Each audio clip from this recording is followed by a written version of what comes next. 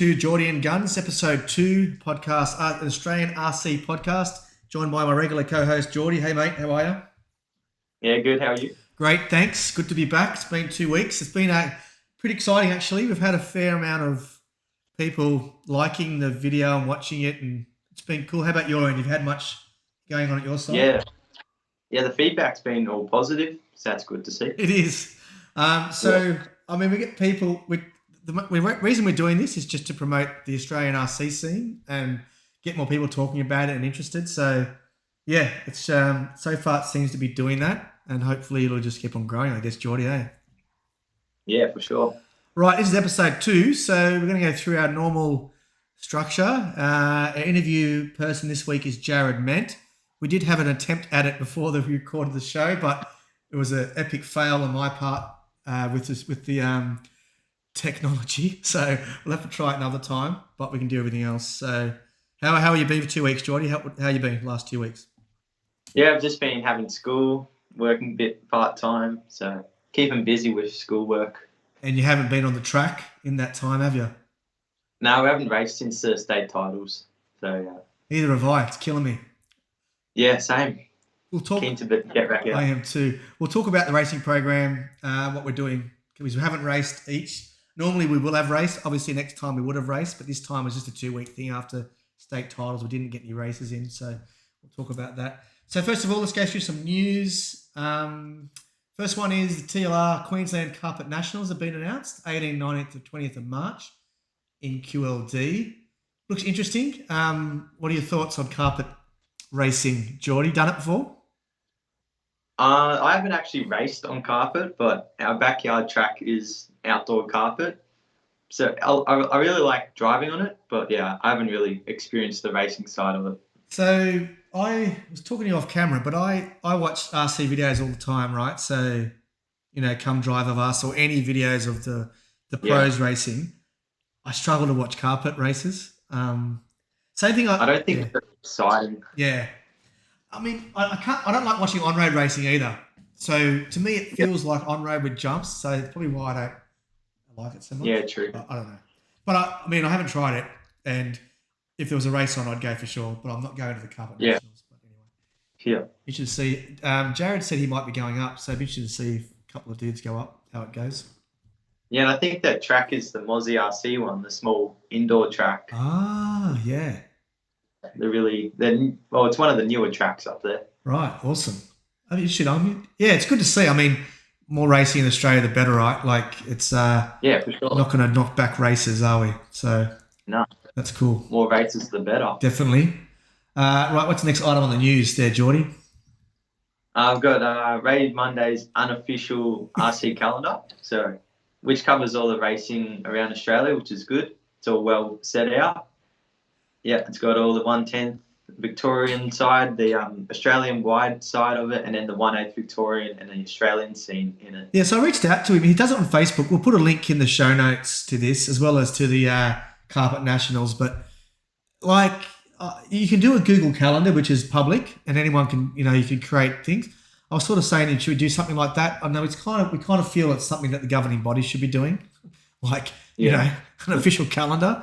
But good on Ray. He's a legend, as always, and he's got it going, and it's available for anyone. So it's pretty good. It's got all, it's more Victorian-centric, which makes sense, but he's got 1/8 stuff on there as well, and so it's pretty good. Yeah. That's cool. And last quick one is we've got a GRC Racing Facebook page. It's mainly a home for this and stuff that I do personally. So I'm just going to put up some stuff I do and also the shows, so we don't always flood other people's pages when we do posts. So it's so that'd be good. You've got your own page as well, your racing page, haven't you? Yeah, I put on my posting, my racing posts up on that. Yeah. Just to have it separate from my normal account. Yeah, we'll put both links to both those. GRC Racing one's my personal one, but it's going to have the podcast stuff on. But Jordy's got one as well, so we'll put them up there for you, and you can check them out. Cool. So that's the Australian news in the last 2 weeks. Nothing major going on. There'll be some extra stuff coming up shortly when we've got some of the bigger races happening and some of the international stuff that's coming, which is going to be really cool. So we'll have a very quick break. We'll come back with what races we're going to attend the next couple of weeks, which is quite exciting to speak to you. Yeah.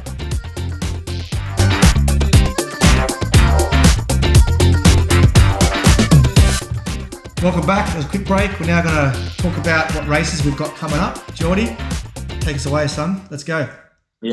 So on Sunday we've got the local Keilor Club Day. So back on the home ground of the 2022 Victorian State title track. So yeah, it should be much better this weekend. It's still going to be pretty hot, like mid-30s, I think. So is it still hot down there? But yeah, it's still been quite warm actually. It's been raining here a fair bit, but the last few days have been nice. But nothing like when I was there. It was like 35. Yeah, that was a bit deadly. What sort of turnout do you reckon you'll have?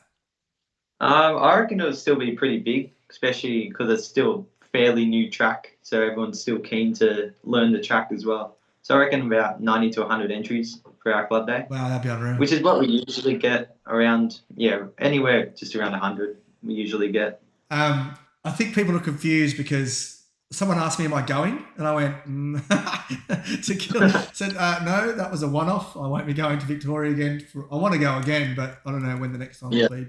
And someone asked me about Wodonga. So you're going to Wodonga as well, aren't you? Yeah, that's next weekend, the 19th, I think, which is a Saturday. So that's like an afternoon race. Yeah, it's going to be pretty big. It's on what's known as the red clay track, which is why, it's a really good track, fast-flowing layout. It usually gets pretty bumpy as well, but it also grooves up really nice in the afternoon coming into the night. I've got a photo up in the background for people watching on YouTube. So when I was looking at it, it looks cool, but it's is it narrow or is it just a photo? I think it's just a photo. Right. It's 3 meters wide everywhere. Okay. Well, every time we've been there, it's always been like that. And it looks really cool. It looks like it'd be super fun to race on. It's like a miniature 1/8 track. It looks like. Yeah. Well, the side long straight, that gets up to some quick speed through there. And is it a big race meet? It's a big event, but it's not a sanctioned event, but it's known as a big event in Victoria. So I think there's 11 heats because they've had to cap it at 20 per class. Yeah, so they had to cap it because it's only a one-day event as well. If they didn't cap it, it would have gone for way too long. And they're running a lot of classes, are they? Yeah, so 2-wheel mod, 4-wheel mod, 2-wheel stock, 4-wheel stock, stadium truck, junior class, and there's a 21.5 class as well. Wow, what, I can't believe. I don't know. We're going to talk about this a bit later about stock mod and all this stuff, but having a slow stock, standard stock, and then mod seems like a bit of overkill. But anyway, we'll talk about the merits of that later in the show.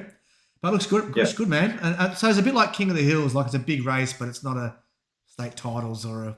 Is that a similar thing? Yeah, you could say it's similar. Yeah. Well, we've got some New South Wales guys coming down for it as well. So actually, the A main field is almost like a nationals field. Wow. So someone asked me if I was going. I think Alejandro did, and I was like, no. But then, maybe next time I'll come next year. It looks pretty cool. Yeah, if I can get it. You're going to be missing out. Yeah, that'd be awesome.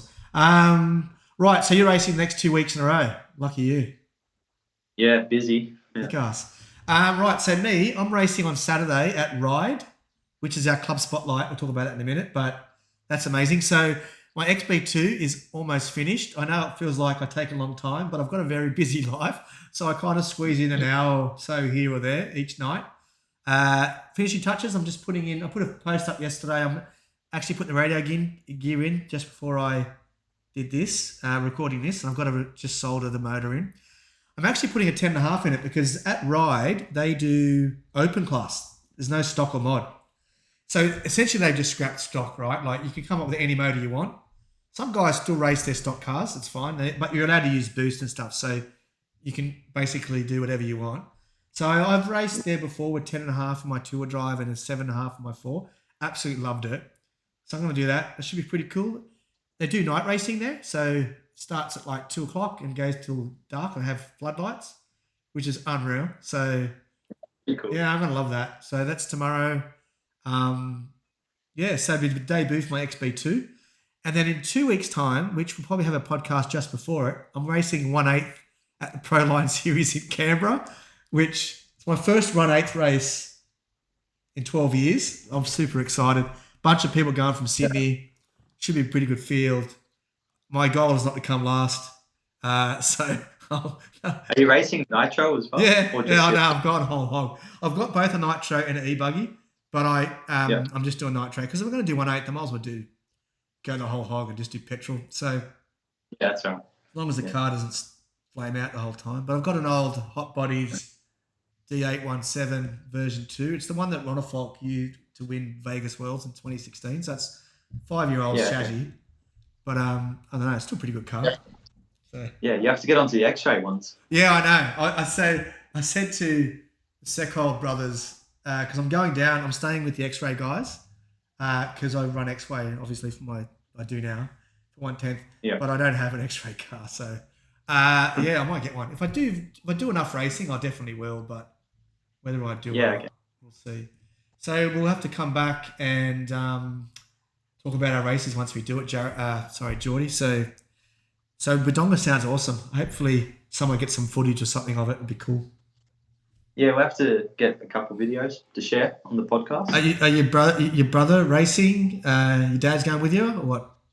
Yeah, we're all going. Mum, Dad, my 2 brothers. Yeah, Lincoln's racing in the junior class, and Mitch was racing in the 2-wheel drive stock class, and then myself in mod. You doing both mods? Yeah, 2 and 4-wheel. Yeah. So who's your biggest? So is Lachlan Donnelly going down and Jared? Yeah, Jared's going, and Donnelly's coming as well. And we've also got Lockie and Ray Monday going, and then the X-ray team from up Sydney, Ari, Peter, Oh wow! Peter Secco, and all that, Ben Cribben as well.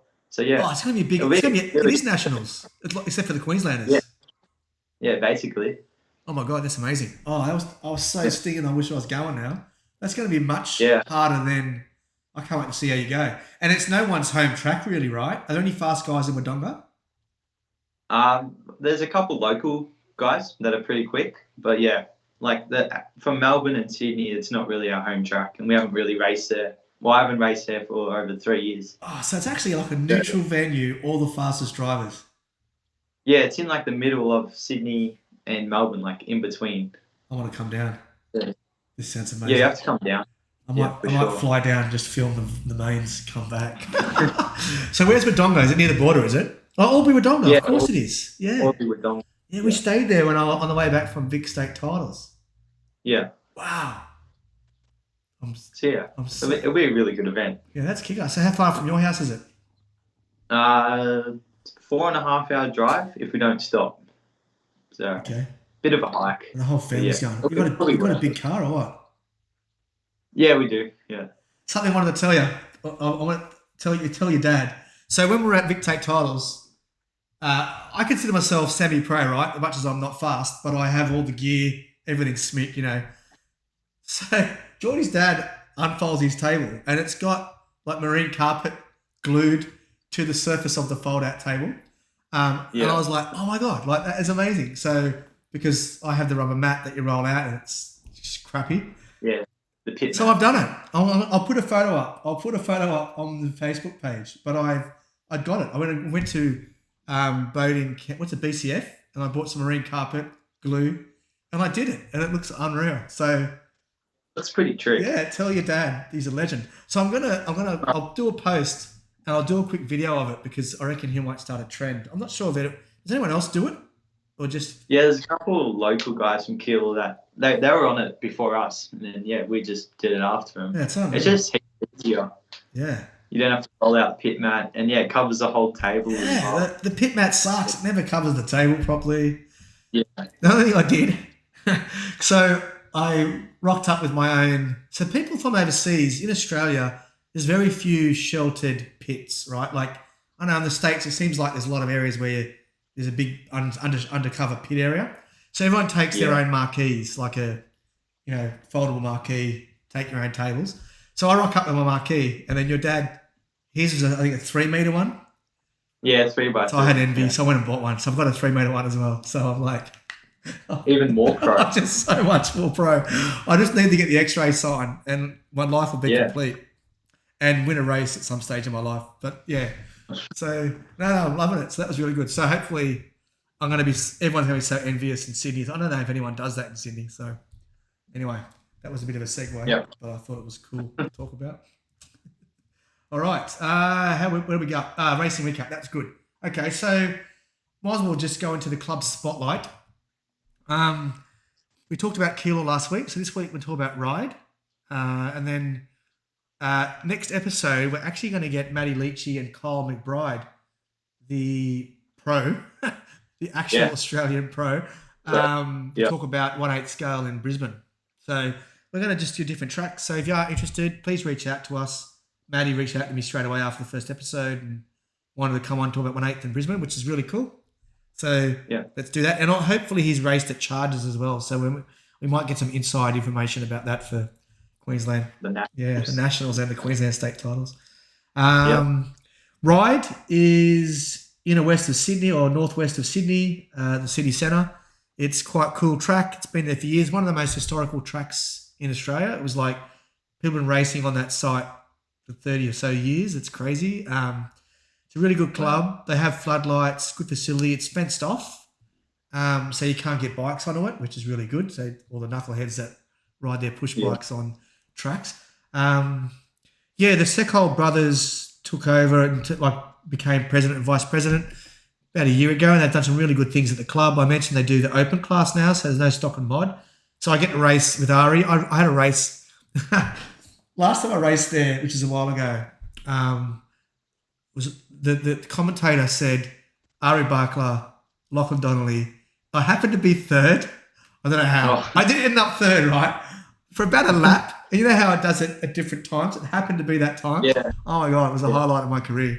I ended up I came sixth or something, but I was in the A main with them, which is, I never get a chance to race against you guys. So it's quite cool that, it's not a big, it's a big enough field to make it fun, but I can just normally squeeze into the A's, even though it's got the mod guys in it. So it was awesome. Yeah. Anyway, so I like the idea of having that mod, like open class, like encourages more people to move up to the mod class. Yeah, because I don't know, so just talk about Keilor this weekend. How many mod guys will you get? Well, we usually get about 10 to 15 on a club day. See, that's really good, right? But we don't get that, right? We get 4 or 5. Yeah, true. Even at Hills, where we get massive amount of 100 and something entries. Yeah. There's still only 4 or 5. So 4 or 5. So it's kind of and they're so quick. Even when a top stock guy goes up, like Chris Milton, who's one of the fastest guys, he tried it he stuck for a couple of months, but he just couldn't make a dent in him, right? And even Ben Cribben, he was destroying stock for a while 18 months ago. I mean, he's good in mod, but he's still, it's very rare he beats Jared or Lockie or Ari, right? Yeah. So I think people see that and go, Ben Cribben's way faster than me in stock. And to see him go up and come 5th pretty regularly, it makes it hard. But when you're forced to do it, so all of a sudden there's 30 people tomorrow night or 40 in open. So the fact that the top 5 guys are super fast doesn't really matter. Like for me, I either come 10th or 5th, if 8th or 15th. You know what I mean? I don't know. Yeah. Well, it's a good experience to just try the fastest cars as well. Yeah, that's what it is too. Because we were forced to, we weren't forced to do it, but because we thought, I'll try it. I loved it. Just using the mod. And I didn't go crazy. It's not I was just still not trying it to crash, doing the normal things. But it just it was really heaps of fun. And there's a couple of triples you can't do with stock, you can do with mod. So it's quite fun. But. Yeah, I think you learn a lot more with throttle control as well in modified. I agree. So my current, I've segued. Before I get into that, with Ryde, it's on the 2nd and 4th Saturday. It's either during summer, it's Saturday nights, which is really cool because it's not as hot. So it's a 2nd and 4th weekend. Hills is 1st and 3rd. So there's good racing every weekend in Sydney. The tracks are only 20 minutes apart from each other, half an hour apart. So it's pretty cool. So that's Ryde. It's sydneyrc.com, and I'll put the link in the show notes. They have some awesome things, there's a good novice. They have a club car that anyone can borrow. So you can rock up with no car, no radio. They'll give it to you one to use in the 540 or the novice, and you can just go around. So, that's a good idea. Yeah, it's really good for new people. Everyone's super friendly. It's not ultra competitive. But the state titles have been run there this year. So Yeah. the track will get redone, but yeah, it's going to be there. So that's going to make numbers get a bit higher and that kind of thing. But anyway, sydneyrc.com. Yeah. It's a great club. Yeah. Do you know if they're keeping the same kind of clay surface? They're trying not to. Okay. With that clay surface, so for people who don't know, it's got a clay surface, which is unreal, but it takes days of prep to get enough water into it. If you get it wrong, it breaks up. If you wanted to go there to practice outside of race day, it's almost useless because the track is just completely different. Like it's full dusty, no grip, rocks everywhere. But when it's treated, it's one of the best tracks I've ever raced on. Like it's super smooth. Yeah. So it breaks up even for a single night. So to do a state titles, I reckon on the fourth day it'll be a mess. So they're trying to get an oil track, something similar to Keeler, I think, is what they're trying to do. I remember coming up there. I think it was 2016 or 2017 for their state titles, and the track was phenomenal because we're racing under the lights, I think, as well. It's unreal.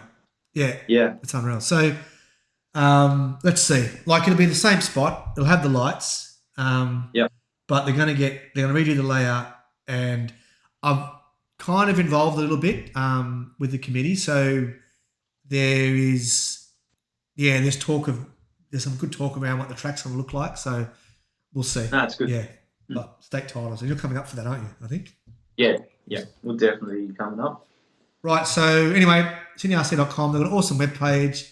They're pretty active, very active. The biggest chat for off-road RC is probably the Sydney RC chat. It's got like 1,000 people in it or something. Really active. Yeah. I think a lot of the Victorian people are on it too. But yeah. Anyway, so that's the club spotlight for Ryde, Sydney RC. So just realised the Wodonga picture's still up, but that's fine. That black and white picture behind me, that's Ryde at night. So if you're watching on the YouTube. Right, so Jordy, you've raced there just for state titles. You've been up there any other time? No, I believe that's it. Just 4 or 5 years ago. All right, awesome. So hopefully we'll see you. And if state titles there, they redo the track, you might sneak up for a practice. I'm sure the Mondays will. Maybe. Might fly up. We'll see. All right, cool. That was Spotlight, Club Spotlight. We're going to take a quick break. Come back, wrenching corner, where I'm going to... we've got a listener question, and Jordy's going to school us in some of his expertise and wrenching the car. We're back soon. Cheers.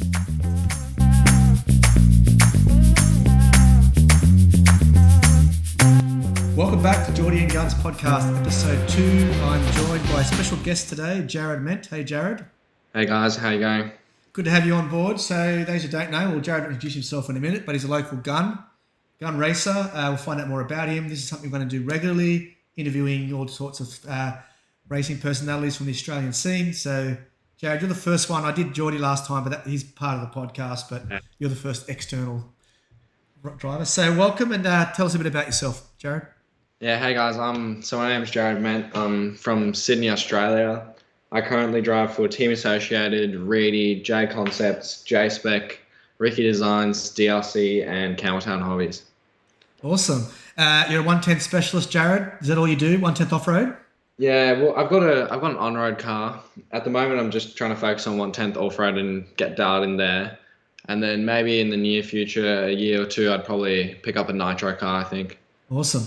Yeah, I'm racing at I raced nitro 12 years ago. I'm racing down at Canberra in a couple of weeks, and there's a couple of your mates, a couple of the local dudes are going down. So Canberra's a bad track. Yeah, it'd be awesome.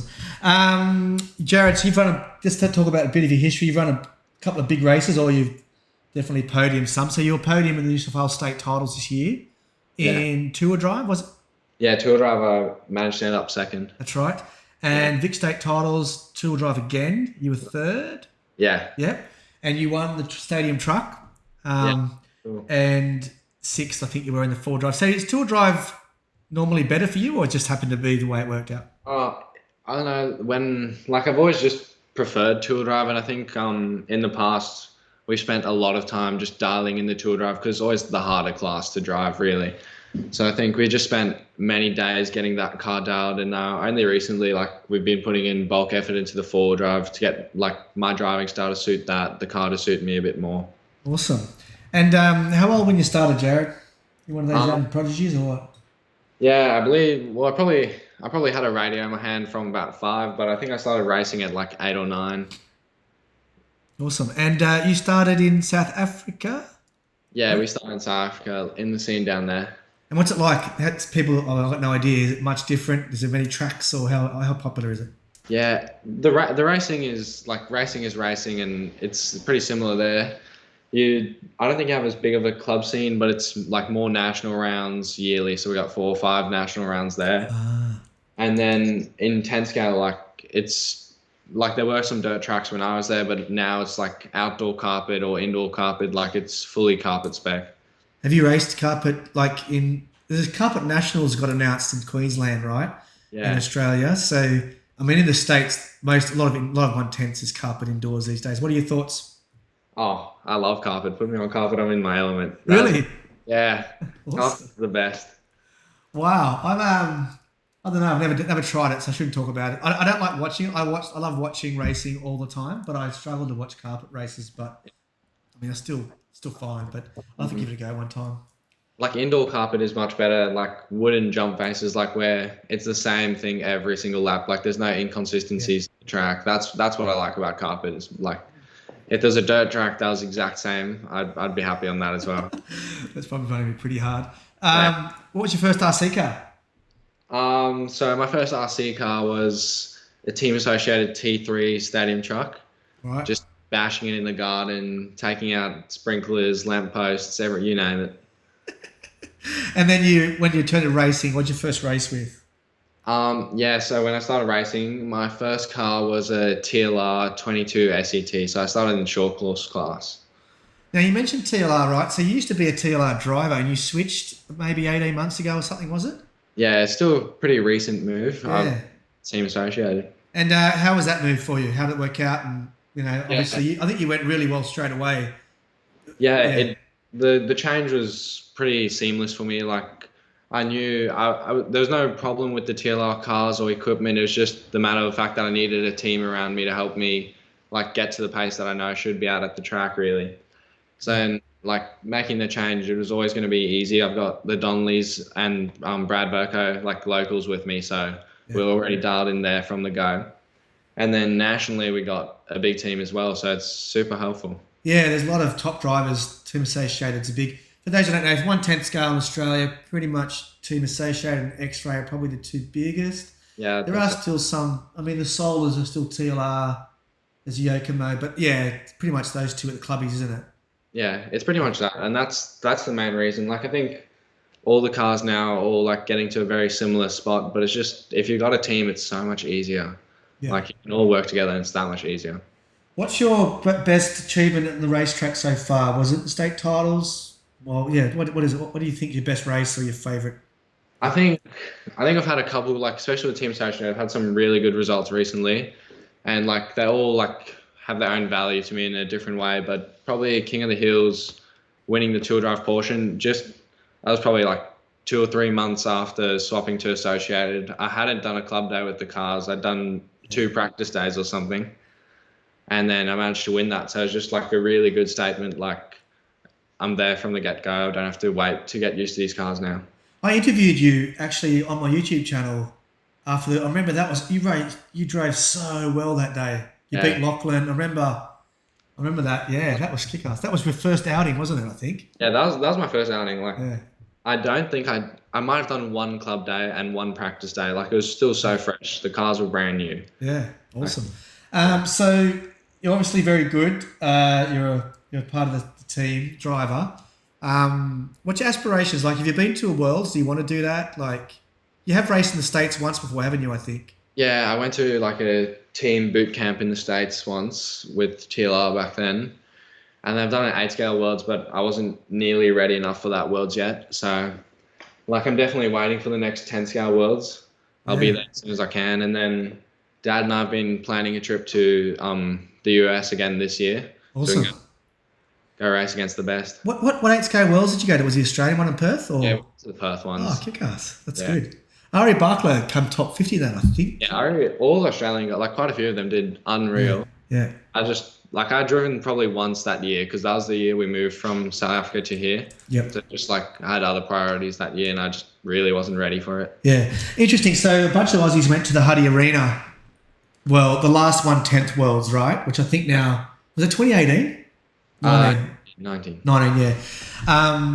So a lot of your contemporaries like Lachlan Donnelly, Lachlan Monday, Jordan Nisagen. Yeah, Ari. Yeah, but those guys would have been 12 or whatever, or Yeah. how old are you? You're 19 now, aren't you? 18. 18, so you would have been 14. So Yeah. they all went pretty good, right? They all made kind of, Like top 60 or 70. Yeah. Something still really good. So the interesting thing is you guys have improved a bunch since then, right? Like, so I'm really excited to see how you go because I think so. yeah, I can't imagine the top guys have gotten that much better, right? Like compared to you. The way I think we've probably gotten like 50% better or whatever the number is, they have maybe gotten single digits percent wise better. You know what I mean? Like they're not improving at the rate we're improving. So that'd be amazing. I don't know where do you know where the next ones are? So the next is 1/8 this year, isn't it? I think in Brazil. it got moved to Spain, I think. Oh, okay. But the 10 scale worlds is, I believe, meant to be in the US again. Ah, okay, cool. I'm not sure if they'll keep it for because they've missed their turn because of COVID. So I'm not sure if they'll keep it. No. I would like them to keep it. A high group track would be pretty nice. Yeah, for sure. Like it's gonna be. I can't wait to see you guys go. It's gonna be awesome. To follow that. Yeah, cool. What's your best advice for someone starting out? Like someone's brand new. Yeah. Well, obviously, like your equipment's important and what you start with, but not everyone can start with the best. But I think, like we tell young Lachlan Williams the same thing. Like preparation is key. Like you want your car to be at its best, no matter how good or bad that car can be. You want it to be at its best when you hit the track every time. Yeah. So like freshening up your shocks, freshening up your diffs, whatever it is, just making sure that the car won't let you down. Yeah. That sounds really good advice. Someone like me, who's average, what do you think is a differentiator between someone like me and, just getting a bit better? Oh, I like slower is faster, really. Like less mistakes. If you're going a tenth a lap slower, it's faster than making a 5-second mistake. You know what I mean? That's what I used to tell myself, and it's paid off. Like I'd rather be consistent than throwing down the hot lap. Yeah, awesome. Okay. Anything in RC that you'd like to change? Is anything that, first of all, locally? So in Australia, your scene, is there anything that you think, bothers you, or we should do differently? Well, I don't think nothing really bothers me. The only thing that I would change, and it is changing, is the driver series. Like it's no longer a club series in New South Wales, so becoming a driver series is a bit cool. Yeah. That would be pretty cool, I reckon. Yeah. And then internationally, just more media coverage. Like we need more brands, more cameras on the cars, everything we can do to just get it out there and grow it. Yeah, cool. All right, excellent. Like a podcast. Yeah, I'm doing my little bit as we go. Do you have a favourite? Like, you're a sportsman, we'll get into that in a minute, but do you have a favourite? Do you like an RC drivers, pro ones, or is there anyone that you kind of look up to? There's obviously been a few over the years and like different people at different times. One that I've always looked up, well, two actually, is probably Adam Drake and Brian Kinwald. They're like pretty inspirational to me. Yeah. I've always looked up to them, yeah. Awesome. You probably beat Drake these days, wouldn't you? Oh, I don't know. He's still pretty fast. Yeah. No, he is. I saw him do his over 40s or something. So he just destroys it whenever he does that. And there'll be a big race and he's still like mixing it there with the paid drivers. He is still on it. Yeah. He's a manager for Mugen, isn't he, I think now? Mugen Sigi, I think. Yeah, he's a team manager. Team manager, yeah. Nice. Awesome. So what other stuff do you do besides RC? I know you do some sports. What do you do? Yeah, so I play hockey and cricket like part-time, really. Awesome. I used to take my hockey seriously, but I had a bit of an injury, so we thought it was time to go to a safer sport and pick up RC and go serious into that. That's good to see. So you are one of the guys that wrenches with your dad's your hit guy, or how does that work? Yeah. We're talking about off camera how I see you, a lot of the guys your age with their dads, like Jordan's the same, you, Lachlan Monday. It's pretty good to see someone your age spend so much time with your dad. How's that for you? Yeah, it's pretty nice. Like when you think about it, we are together like all the time. At home, we're together. At the track, we're always together. So like, it's been really good. And like, Dad and I have such a good relationship. Like, there's no arguments, nothing really. Like, it's been really positive, and like, it's nice to know he's always got my back when I need him, and likewise, like I've got him when he needs it. Yeah, no, that's really good. You look like you get along really well. And you've got great mates with Lachlan Donnelly too, aren't you? Yeah, we're pretty close. Yeah, it's good to see you guys at the track together. So this year we've got Queensland state titles at Chargers, Nationals are back up there, New South Wales state titles at Ryde. Are you trying to do all of them, or what's your plan? What's your race program? Yeah, look, like I think if we want to do well at Nationals, we probably have to go up to Chargers for state titles, or just a weekend there, whatever it is. So we're definitely going to do one of those options. And then New South Wales titles, we should be in for it for sure. It's at Ryde, it's pretty close. And yeah, Nationals, of course. Yeah. Okay. So we've got a group of us doing a road trip up for the Queensland state titles, I think. So that'd be fun. A few of our stock guys. So that should be fun. Yeah, because I was lucky enough to do Victoria. I could do all three this year, which is it's been insane. But Chargers, have you been there before on that surface, the 6 surface? I've never driven on that surface. Looks interesting. Yeah, it should be good. And then the Nationals are there as well. And obviously, Ryde, you raced, Ryde's kind of our local track, right? So you'll be pretty excited about the state titles there. Yeah, but I think the surface is changing at Ryde and the lap is changing. So it's like I'm excited, but it's not going to be a home track. You know what I mean? It's still going to be a fresh track. We'll lose a bit of advantage, hey? Yeah, for sure. I agree. Even the way it is right now, like it can be different weekend to weekend, so you don't actually know what to expect. Yeah. And so who do your biggest rivals for the state titles? I mean, obviously it's Ari and Lockie. For state titles, like New South Wales is going to be like the locals, obviously. Ari, Lockie. If Jordan comes down, I know he'll be up there with us. So there's like 5 or 6 fast guys who are always have a shot, no matter where they go at the moment. Are you going to the Wodonga race? Yeah, we're heading down to Wodonga. So for people who don't know, I didn't know this. I found this off camera, but it's like a Nationals, right? So we've got Nationals. There's you, Lachlan Donnelly, and Ari going down. Yeah. Anyone else from home? Is Cooper going? I don't think so, is he? Oh, he's not running, no. Okay. But then you've got Jordan Isagen, the Mondays. It's got everyone except for the Queensland guys, really. It is. It's going to be a good test, and like it's a pretty equal playing field there because no one's home track. It's a neutral track, yeah. It's going to be pretty exciting, I think. Oh man, that's unreal. I can't wait to hear. So when's that? That's in 2 weeks, I think, isn't it? It's next week. So like next week, Friday, we'll be driving down. Oh, holy shit. So that's good. Are you racing Ryde on this Saturday? No, you're not this Saturday, are you? Not this Saturday. Okay. All right. I'm debuting my new XB2, so that should be fun. All right. Yeah. Well, anything else you want to mention, Jared? Oh, nothing really. I think we've covered it. Yep. Thanks for having me, Andrew. No, it's been great to have you on. Thanks very much. If you got any questions for anything for Jared, I can pass them on. Please post them. But yeah, welcome. Well, very good to have you on. Thanks for taking the time. And good luck with your race program this year, mate. Thanks, Andrew. All right, cheers. Why you're so salty? I'll still think about it. Okay, you can take my Lambo. Welcome back to episode 2 of the Jordy Guns podcast. This is Wrenching Corner. And today we actually had a first listener question that is part of Wrenching Corner. So this was from Carlo. He asked about radio settings. So we're going to ask Jordy to tell us about radio settings. Take it away. Yeah. Well, with radio settings, there's heaps of stuff you can change on them. But there's kind of the only like 2 or 3 really simple ones that could make like probably the biggest difference in how the car feels. So you got throttle curve and then your steering curve.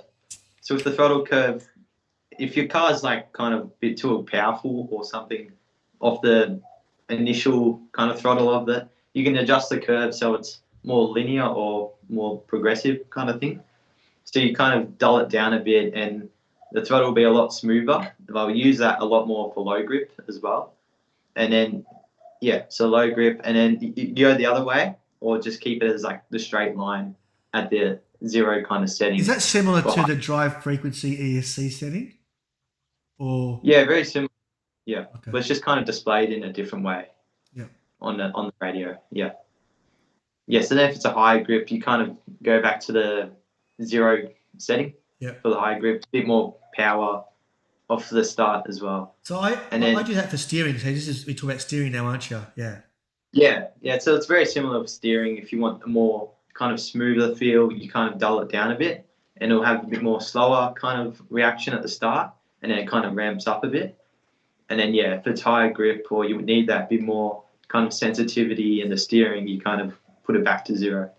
And Jordy, also an important thing is the endpoints of your steering, so you're not putting pressure on your servo, right? Is that another thing? Yeah, the endpoints. So you kind of when you set it up, you can put your car with how it is set up, ready to go out on the track on like the setup board, and then go full lock one way or full lock the other way, and you double, and you just change the endpoints until the steering linkage isn't rubbing against the like caster block. Just back it off until then, just so it's not putting too much like stress on the servo. Awesome. And that's all you normally do? Yeah, but that's really all I change. There's heaps of other things you can change, but you don't want to get too lost in the settings. Yeah, and there's probably enough settings on the car to worry about without worrying too much, I guess. Yeah, that's right. Well, you change the car settings before you kind of change the radio settings. Are you? What radio do you use? Are you sponsored by a radio manufacturer? I'm not sponsored, but I use the Futaba 7PXR. Okay. Yeah, it's a great radio. I used to run the Sanwa MT44 before that, which is more like a mid-level radio. Yeah, going from that to the Futaba was a huge jump up. Yeah, I've got the Sanwa M17, which is their top of the line one, I think. But I love it. It's. I don't know. I don't have any. I've never tried another radio. Sanwa seems to work, but I see a lot of good people using it, so I assume it's still a good radio. Yeah, either Sanwa or Futaba are probably the leading companies out there right now. Are your servos? Do you have Futaba servos, or are you just different servos? I used to run the Reedy, but I've kind of progressed over to the Futaba. I've got the Futaba one in my forward drive. What I really like about it is you can kind of change the settings from the radio, so the steering servo settings. So it's because they're Futaba and Futaba. I've got Sanwa ones for the same reason. You can do that. You can program the servo from the radio. Cool. Yeah, they're really good.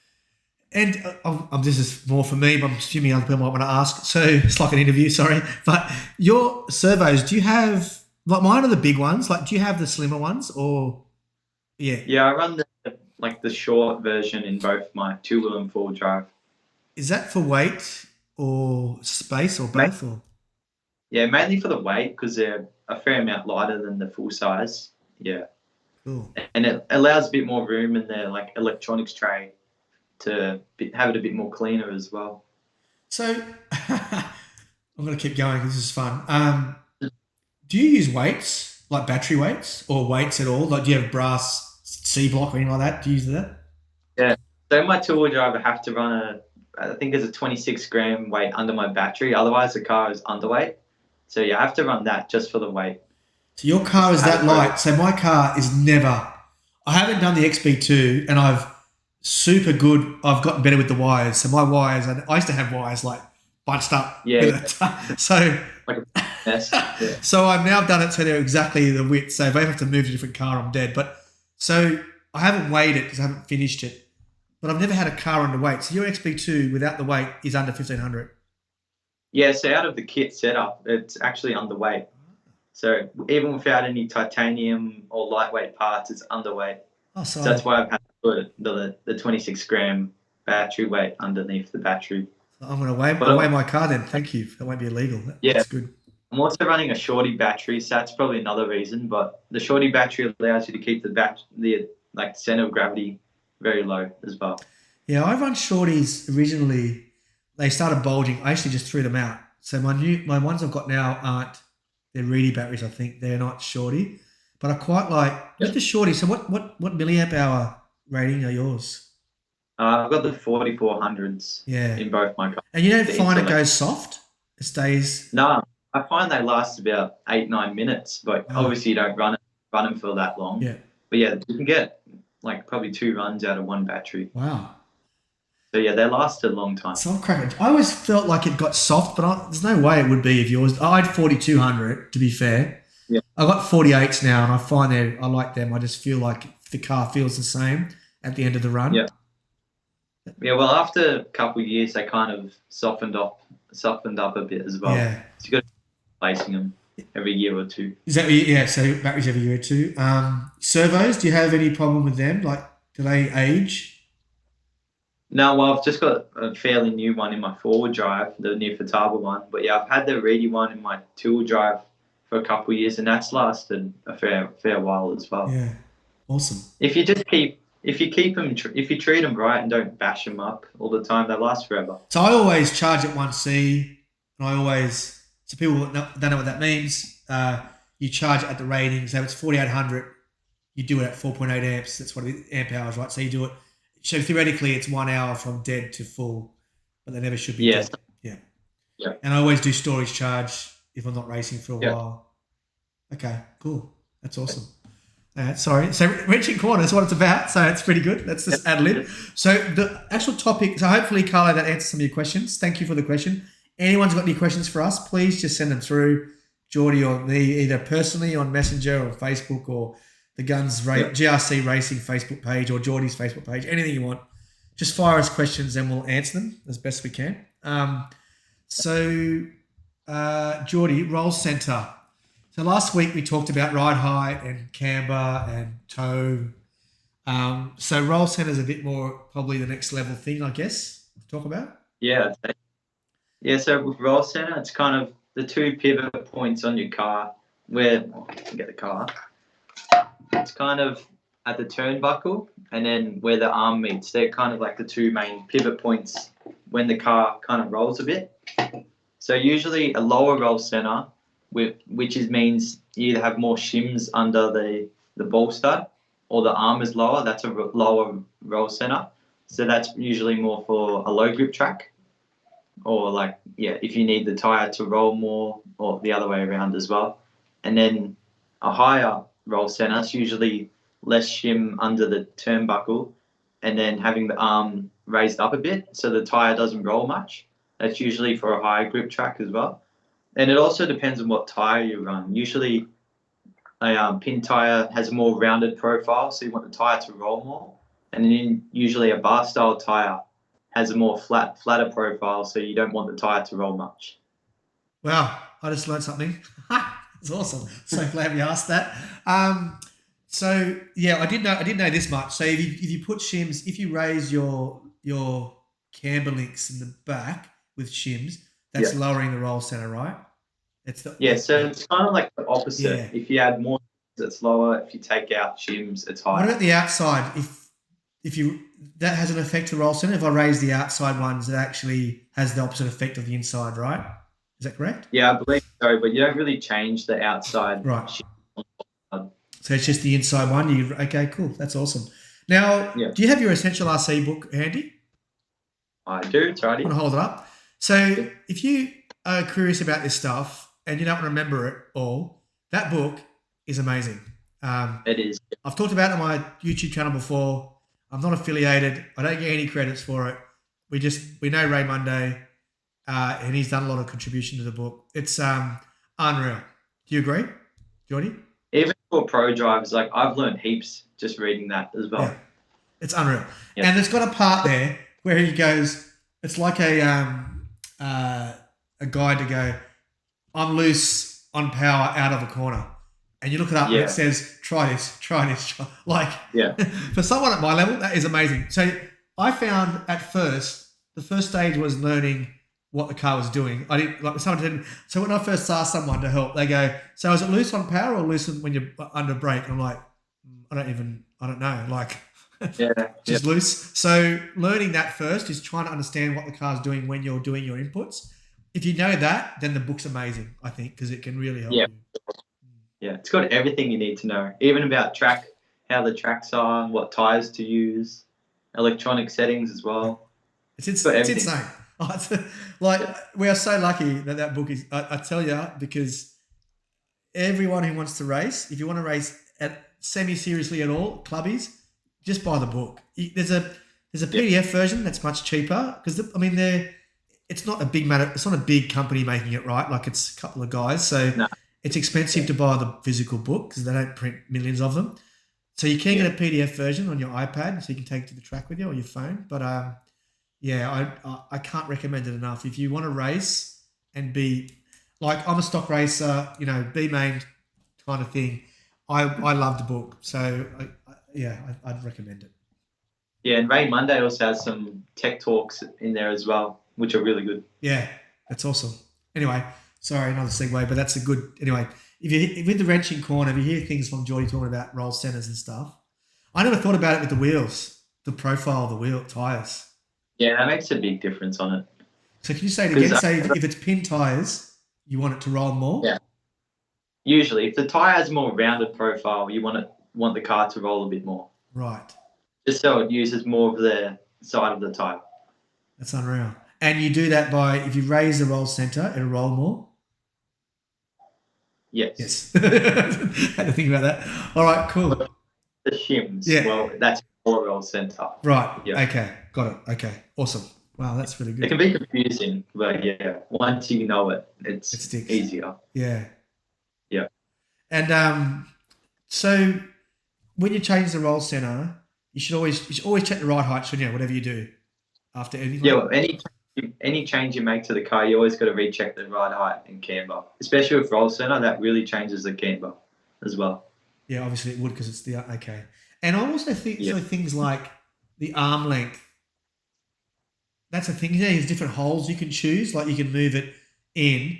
So if you just say you got -1 camber, and then you move the arm into the inner hole, that obviously brings your camber in. But if you put the camber back to where it was, the camber's the same, but the length of the arm makes a difference to the car as well, doesn't it, obviously? Yeah, well, it also changes the track width of the car as well. Yeah. Wow. Usually having it more out is more stable and better for high grip. That's what we did to the cars at the state titles because it was high grip. We moved the arms out just to make the car a bit more stable. You told me that, the pills, right? So the C and D block, you said move everything. I remember doing that. Right, yeah. So if I go back to a low grip, say heels or something, I should put them back in maybe, right? Yeah, if it's low grip or bumpy, yeah. I'm going to get so fast on this podcast.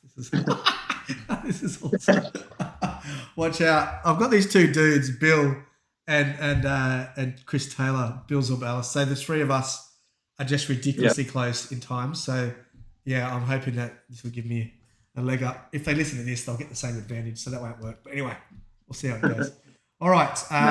All three of us are racing on Saturday, so I'll come back with a report about how much I've beaten by.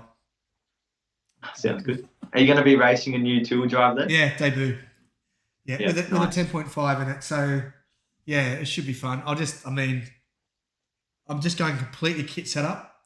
I haven't changed a single thing. I've done everything that's in the book. I'm just going to take that. I'll just get used to it, and then I'll tweak it from there. Yeah, it sounds good. Yeah. Good plan. It's going to be awesome. There's another good trick for people.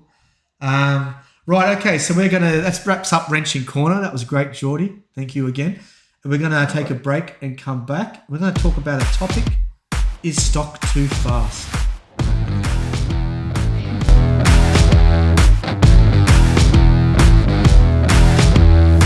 Welcome back to Jordy Guns podcast episode 2. Here with Jordy once again. And Jordy, we're going to talk about a topic today that a few people have pinged us about and spoken about in the past. And it's a lot of the times it gets talked about in the pits of races. Yeah. It's is stock too fast?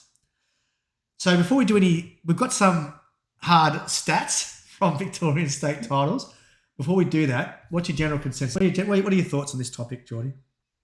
Well, it's definitely been kind of talked about a lot recently with the speed of the stock cars being just about the same as the mod cars over one lap. So, yeah. And I think if we think about it, stock, I imagine, was introduced to be an introduction for people before they race mod, right? Yeah, well, that's what it's meant to be for. Okay. Yeah. So it's become so fast and so expensive. Some of the stock motors are more expensive than the mod motors now, right? Like the Trinity ones, really? So there's that problem. And And it's so quick that I don't know whether it is a good intro class anymore. In fact, at Ryde, we run 540. In Victoria, they run 21.5, don't they? Yeah, I believe it's almost the same speed as 540. Yeah. Okay. So that's a class now where new people come to the club. They do 540 first, then they go to stock. And in Sydney, at least, pretty much no one ends up going to mod, right? Because you've got some super fast drivers. Stock, we're getting 50 drivers. It's unreal, right? But the question is whether it's too fast. Like at the IFMAR level, stock doesn't exist, right? So when you go to Worlds, there's no stock. It's just mod. No, modified. Yeah. So we've got some numbers that we're going to talk about. I'm going to just go through the numbers, Jordy, and I'm going to get your opinion. So Ray Monday was one of the fastest guys in mod. Andrew Silvaggi, or Silvaggi. Is it Silvaggi? Silvaggi. Silvaggi. Okay. Andrew Silvaggi won stock pretty handsomely. He's been a mod driver in the past, but what people might not realise is that in Q1 in four-wheel drive, Ray came third behind you and Lachlan Monday. Andrew actually went 2 seconds faster than him in overall time and beat Ray's fastest time by 2/10 with a stock car. They're both driving the same cars, the B6.3D. They're both semi-pros, so they both got all the greatest gear and everything. So Andrew was faster in both the first and second qualifiers of four-wheel drive mod, where Ray was third and fourth. So we're not talking about someone coming back of the mod. This is someone who was third and fourth, and the fastest stock guy was faster than him. So he was the third fastest person in qualifying for two of the qualifiers in four-wheel drive. Yeah. What do you? I don't know. That blew me away, right? I was blown away. Yeah. Oh, well, I feel the same. It's pretty insane how a stock car can be that quick compared to a pro modified driver as well. And Andrew wasn't. I mean, he won the stock, but he didn't blow Brendan Solar off the park either, right? Like they were close. So it wasn't as if Brendan wouldn't be much slower. Well, even Justin and Brendan, they both put up a good fight against Andrew. Yeah, they did. And they're using TLRs and different cars, but they're still stock. So if they used their stock cars in the mod race, they would have come midfield of the A main. Yeah, for sure. Feels kind of insane to me, right? I don't know, so it is pretty insane. Yeah. They can obviously drive a car really good as well. Yeah. So I don't know. I mean, locally, there's a lot of chatter about it. I mentioned Ryde don't run stock anymore, right? Ryde just run open, and they run 540. So when new people come, they either go into the novice or they'll go into the 540 class. And it's super cheap to get into. Like it's a good class to start with, right?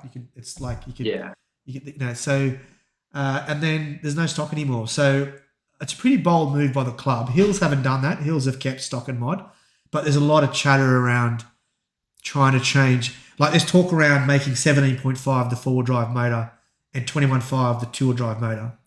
Oh, really? Yeah. That is the current thing being considered is that. Now, how serious it's being considered, I don't know. And until the New South Wales state titles change officially, I'm pretty sure it's never going to change, right? You're not going to run that at a club and then all of a sudden everyone has to change their motors for state titles. But well, when I used to run in stock in 2016, that was when they had the 17.5 in the four-wheel drive. Wow. And that was probably everyone thought that was quick, but they went to the 13.5, which is even quicker. So that's what they're saying to go back to 17.5 in the four-wheel drive and then 21.5 in the two. Because that means a lot of the quick guys in stock probably will find it too slow.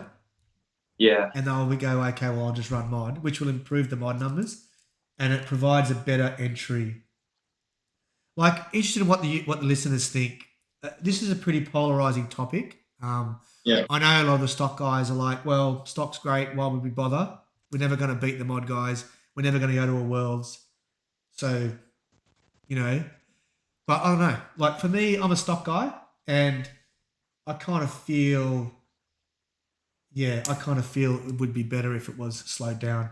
But well, it kind of depends. Especially the cost of stock, it's a lot cheaper than modified as well. So that's probably why people stay in stock, just due to the tyre wear. Yeah. And obviously in mod, go quicker, you have bigger crashes and you might break more stuff as well. Yeah, that's true as well. Yeah. So yeah, I don't know. Like it's interesting one. And the other thing about stock, I mean, you talk about for breakages and wear, 100% it's cheaper. Yeah. But for actually the car, because you're trying to eke everything out of the car, people are more inclined to spend money on hop-ups and titanium and, you know, MIP systems, whatever they can do to make the car faster and legal. And then you've got the Trinity motors, which obviously are super expensive because they're, you know, factory set. So I don't know, like maybe it's probably not cheaper to get into, but it is cheaper in times of wear. But yeah. So I'm interested to hear what the people listening, what do you think? Please put a comment in the YouTube channel or comment on the, just send us what you think. We'll talk about it next week. Yeah. But I don't know, Jordy. Like, I mean, I'd love to, like for me, when I came to Vic State Titles, I considered going in the mod, right? Because I was racing mod at Ryde.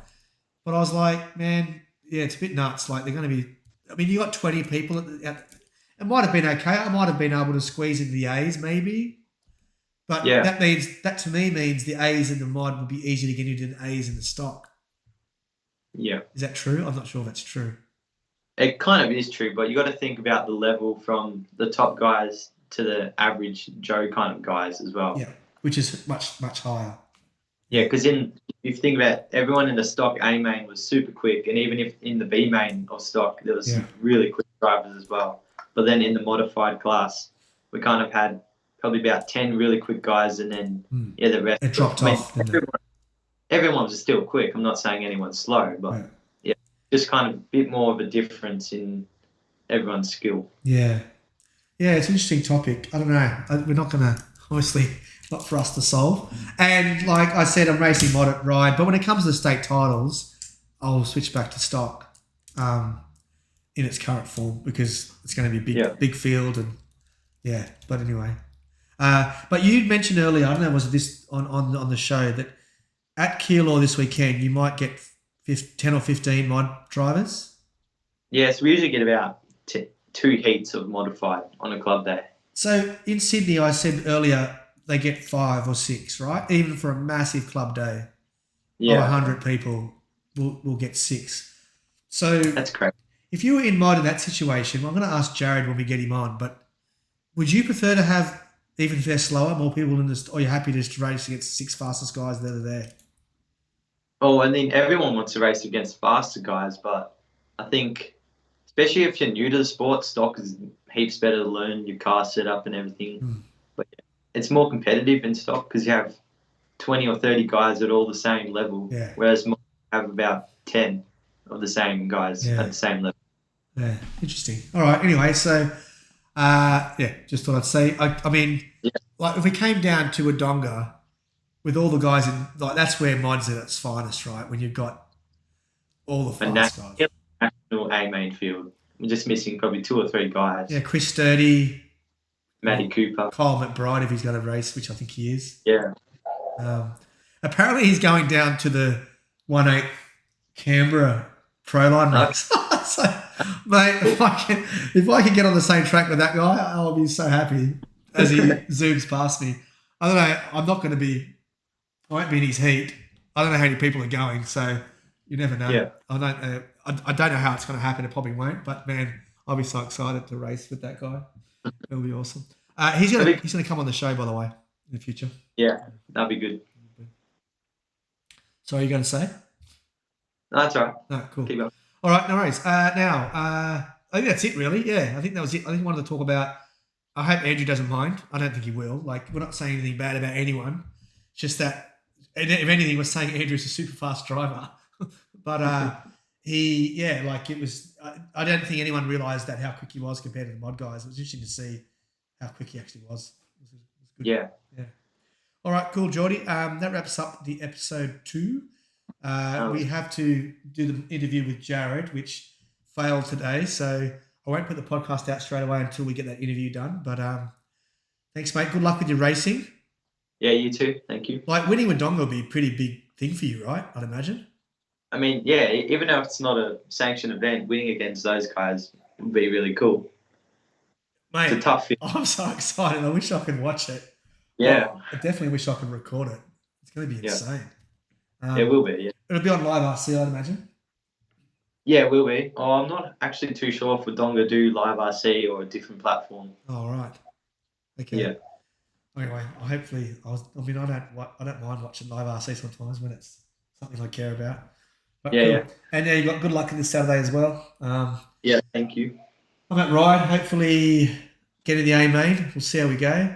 I'm a chance. Last time I went there, I made A in one of them. Can't remember which one, but yeah, I think it was the 4 drive. But yeah, hopefully I will. Debut for the XB2, so I'm pretty excited.